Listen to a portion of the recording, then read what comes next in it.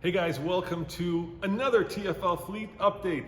In this video, we're going to go over everything that is in our fleet and everything that is coming and everything that, well, we're working on. And probably the most important thing we're working on has to do with that. Well, not particularly that truck, but a vehicle, and that's all I can say, I promise, that you have been waiting for forever is going to be introduced this week on Thursday. So be sure to stay tuned to TFL Truck, where we're going to premiere something that, well, you guys have asked for. It's a brand new vehicle, and I wish I could tell you more, but there is this, well, it's supposed to be a surprise. Obviously, the manufacturer, and I can't even tell you, the manufacturer doesn't want you to know what's coming, but it's huge! Anyway, let's keep going. So Thursday on TFL Truck, you'll love it. Hey, Tommy, what you up to, dude? I'm waiting to do a TikTok. Are you? I am. Yeah, give the key to the Bagger BMW. Check this thing out. This is the BMW R18B, and this is a really cool bike that I'm not cool enough to be next to, but Cases, who's behind the camera, he did a full first ride review on this thing, but it's insane. It's got navigation, it's got adaptive cruise control. Show some of the cool features. All right. And it's way less than the equivalent Harley. So, you've got built-in phone holders, you've got your fuel there. It's got this really cool collar over here, which you can use to actually control the central ride display. Let's see if I can figure this puppy out. I have to push and hold. There we go. Check out this awesome middle screen. It just looks fantastic.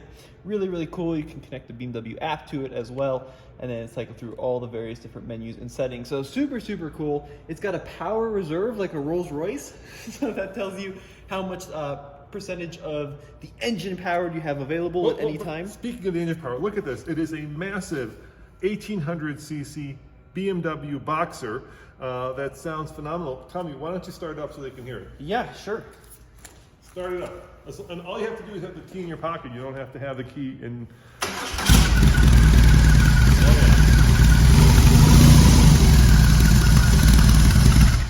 Sounds pretty good. Yeah, it does sound really good. And it's built in Berlin. The other cool thing is right here. Check this out. Like many cars now, look at that. It's got active cruise control. So basically, you can set it at speed and it will stay the same distance behind the vehicle in front of you as a car with that same feature. Did you show what I've been up to with the little Mini? No, why don't you show what you did with the Mini? All right, well, so this is our Mini Cooper GP, which turned out to be a disaster of a car, and it's kind of a problem child that's just got Bondo all over, and none of the trim fits right, and it's kind of a basket case. But the good news about that is it means that typically these cars are really expensive, but this one is not. So I felt really good going out and trying autocrossing for the first time. So I went out and bought a set of these Falcon Zenith, I think they're called, but RT660 tires, a really aggressive slick, and I have done 3 autocrosses so far in the Mini. I took a school, and I'm just loving kind of exploring a new part of the automotive industry. I also have the GP number coming, so these were all numbered. They brought 500 in the States, and this one is 95. So that's been a ton of fun, really enjoying that world. And nobody will understand it unless you've done it, because driving around cones sounds really boring, but it's really fun when you're doing it. Yeah, so about once a year we buy the world's worst. In this case, last year we bought the world's worst Mini GP, and then in the end we ended up making lemonade out of lemons. Tommy's, like I say, autocrossing it, and he's having a hoot, and he's being modest. Didn't you get like 6th in your class last time out? I did, yeah. I went to the BMW club, and they had all these M2s, and I came in 6th among 19 of like M2s and cool stuff. So it's been a ton of fun. Have a ton to learn though. It's a really big and confusing world coming from the 4-wheel drive space, but lots of fun. Yeah, so me and Tommy just actually spent the weekend fixing the world's worst car that we just bought. It's sitting outside. We did spend the whole weekend because it stank like the inside of an old man's gym bag, because we'll tell you all about that. That's still coming up in this fleet update. We overpaid for it. We got hosed, but that's part of the fun. Speaking of not getting hosed, here's our Bronco. As you know, we're doing a Bronco series, and this one, thanks to our friend Tim, is a first edition. And if you guys have a great charity you want to support, Ronald McDonald House. Thank you, Tim. Support the Ronald McDonald House. And Tommy and I actually went and drove it to Ouray, Colorado, and did an epic video where we took it up Imogene, one of the most beautiful and spectacular passes in Colorado. And that video is coming up TFL Off-Road this week on Friday, so I can't wait to show you that because that was an epic adventure comparing it to a brand new Foreigner. So come on with me, and you come with me too, Tommy. Let me introduce you to the newest member of the team. Say hi, Esty. Hello. This is Esty. She is our new social media editor. So she is out there promoting all these videos that we're doing. And what are you working on? I'm currently looking through viewer submissions to post to our new Thanks TFL series.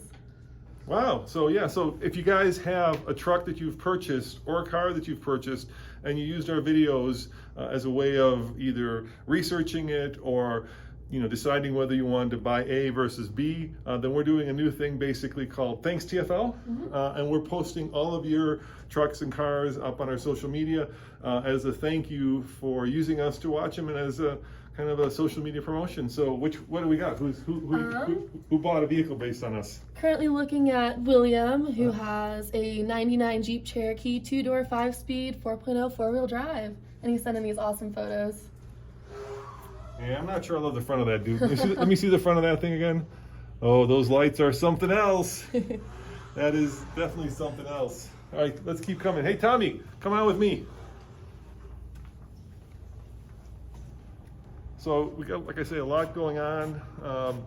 And probably the most interesting thing right now is that we bought a vehicle that turned out to be exactly what it said it wasn't in the ad. So in the ad, the vehicle said, the guy selling it said that it was a one-owner vehicle. In the ad, they also said that it had 69,000 miles, which it didn't. It wasn't a one-owner vehicle. And what was the other thing? There were three things that were completely wrong, Tommy. I don't remember, but take a look at this pile. So lots of communication issues between when my dad and I told Andre to go look at it, and then from when Andre bought it. So the Insight, as it turns out, does not have 69,000 miles on it. It has 215,000 miles on it. The engine has 69,000 miles on it. The interior smelled like a combination of old person mothballs and incense. Yeah, and it definitely wasn't a one-owner car because after we bought it, we ran a Carfax on it. And how many owners were there, Tommy? 7. So I have to say Andre's a great guy, but he did not really do his research when we told him to go out and look at this car. Also, the AC doesn't work. Also, the check engine light comes on sometimes. And also, it was so gross on the inside. I was working underneath the seats to get the crap underneath there out of there. And it turns out the previous owner was a big enthusiast of the 5-leafed plant, which has become so common here in the U.S. He's a big supporter of the newest industry in Colorado that you may know. Yes, quite the big supporter of helping our local economy in that way. But that was so gross. There were weird, like half-eaten chocolate bars under the seat. And well, of course, if you're going to be supporting that industry, what else are you going to be eating? It was gross. Anyway, we way overpaid for it. He wanted $4,500. We paid $3,900. If I had been there, I think I would have paid $1,500 if I would have bought it.